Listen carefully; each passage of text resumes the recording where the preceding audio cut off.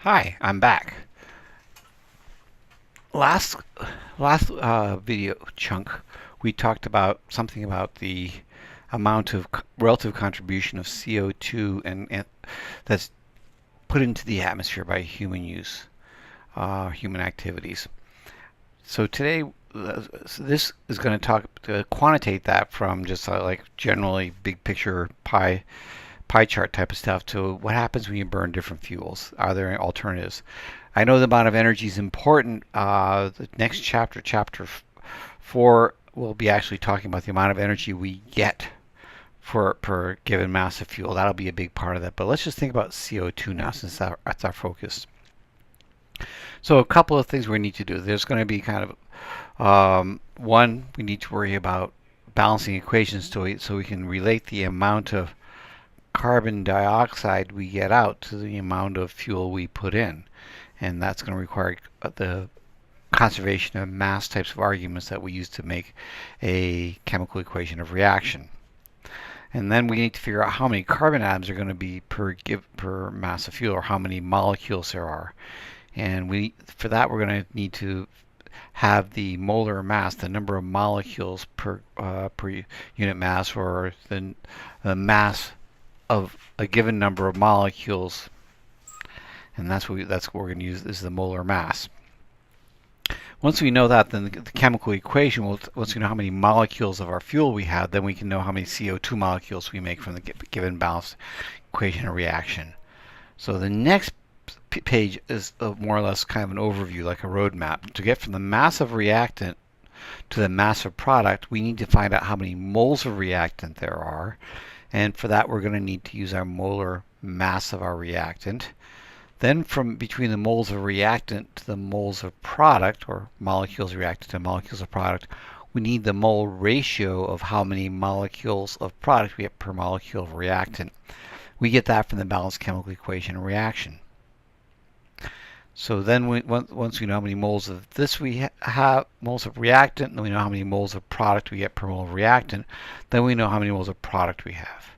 Then we can use the molar mass of the product, multiply the molar mass of the product times the number of moles of the product to get the mass of the product.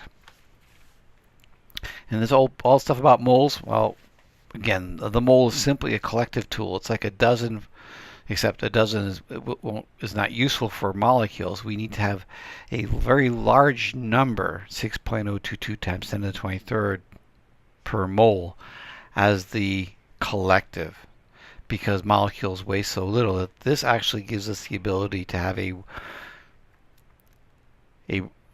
we can actually see, or the amount of stuff that corresponds to a mole. For example, 12 grams of carbon, a little bit less than half an ounce of carbon, is about 1 mole of carbon, right? And it contains 6.022 times 10 to the 23rd atoms of carbon.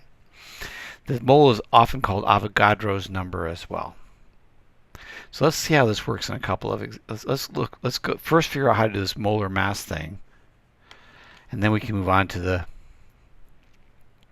next phase, which is to work through a couple of these problems of following this roadmap. You need a periodic table. Don't forget to have that open on the side page.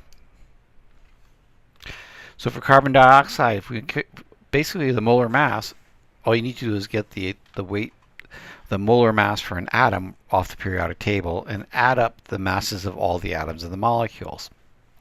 So for carbon dioxide, we have 1 carbon and 2 oxygens. So the molar mass of carbon dioxide is the molar mass of 1 carbon atom, which is 12.011 grams per mole, plus the molar mass of 2 oxygen atoms, or 2 times 15.9994 grams per mole of oxygen, and that equals about 44.01 grams per mole. For something like octane, C8H18, the molar mass has 8 carbon atoms and 18 hydrogen atoms, so we need the mass 8 times the mass of a carbon atom plus 18 times the mass of a hydrogen atom, 1.008, and that's equal to 114.2 grams per mole.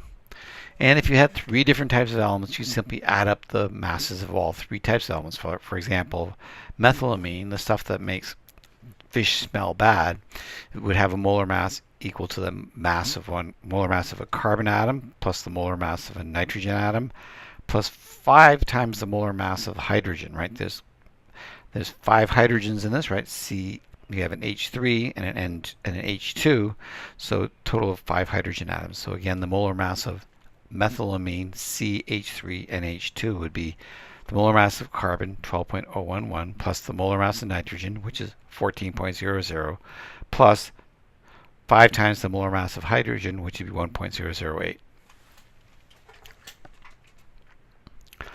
How do we use this? Well, we can now use this to be able to compare the carbon dioxide formed by burning our different fuels. We know our molar mass of our substances. Now we have to be able to convert or use the chemical equation of reaction to convert between moles of reactant to moles of product. So let's take a look at this first example we did in class. 1,000 grams of carbon burns to give us CO2. So the balanced equation of reaction is carbon, that's a solid, plus oxygen gives us CO2. We recognize that for mass to be conserved, that for every atom of carbon, we can get at most one molecule of CO2. So how many moles of carbon do we have? We start off with 1,000 grams, so 1,000 grams divided by 12.01 grams per mole of carbon. Do the math, it turns out to be 83.3 moles of carbon. How many moles of CO2 do we have moles of carbon total? Well, we have 1 mole of carbon per carbon, so we still have 83.3 moles of carbon that will be converted to 83.3 moles of CO2, because for every mole of carbon we get 1 mole of CO2. So finally, the mass of our CO2 is 83.3 moles of CO2 times 44.01 grams per mole of CO2 is 3,663 grams of CO2. Right, the molar mass, this 44.01 is just the molar mass of CO2. Okay, we'll walk through the next one, which is going to be for ethylene. And ethylene, of course, is an important feedstock for the chemical industry. We make polyethylene milk bottles of it, but we also use it to ripen tomatoes and bananas. That aside, let's take a look at what happens if we burn ethylene. Ethylene reacts with 3 oxygens to give us 2 CO2 and 2 waters. What's important here is you recognize that for every ethylene, we're going to get 2 CO2. So how many moles of ethylene do we have? We know we start off with 1,000 grams. The molar mass of ethylene is 28.05 grams per mole. So 1,000 divided by 28.05 grams per mole gives us 35.6 moles of ethylene. How many moles of carbon do we have? Because we know that the moles of carbon is going to be equal to moles of CO2. So moles of carbon is going to be equal to the moles of ethylene, 35.6, times 2 carbons for each ethylene, right? All right, there's a 2 subscript there. And that gives us 71.3 moles of carbon. That will convert into 71.3 moles of carbon dioxide, right? And so the mass of carbon dioxide we'll get out will be 71.3 moles of carbon dioxide times 44.01 grams per mole. Gives us 36 grams of CO2 produced. Now you should be able to follow along with the next one, that is that we balance this equation of reaction. We find the molar mass. We recognize there's 8 CO2 per mole of octane. Then we compute the molar mass of octane, and then we can find out how many moles of octane we have by dividing the mass of octane by its molar mass. And that gives 8.75 moles of octane. Since there's moles of carbon that are present are equal to the number of moles of octane times the 8 carbons for each octane, gives us about 70 moles of carbon. Since there's 1 mole of CO2 for each carbon, the number of moles of CO2 is also 70 moles. Then finally, we find out the mass of our carbon, and we say that we have 70 moles of CO2 times 44.01 grams per mole, gives about 3081 grams of CO2.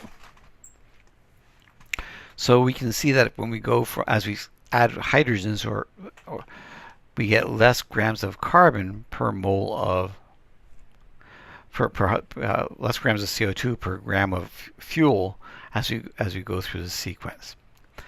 Now, we have said nothing about the energy we get out of this, but at least we now know, at least it's been illustrated for you how to compute, using the balanced chemical equation and the molar mass, how you can get the amount of CO2 produced by burning a given fuel. And we'll pick up with this problem next time. You may want to think about this after the quiz. But we just remember that we're going to take one extra step.